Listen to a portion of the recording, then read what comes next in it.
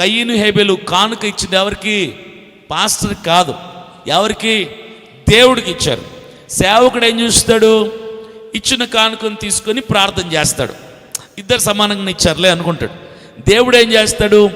ఇచ్చిన అర్పణను చూడడు. అర్పణ ఇచ్చిన వ్యక్తిని, ఆ వ్యక్తి యొక్క మనస్సుని చూస్తాడు.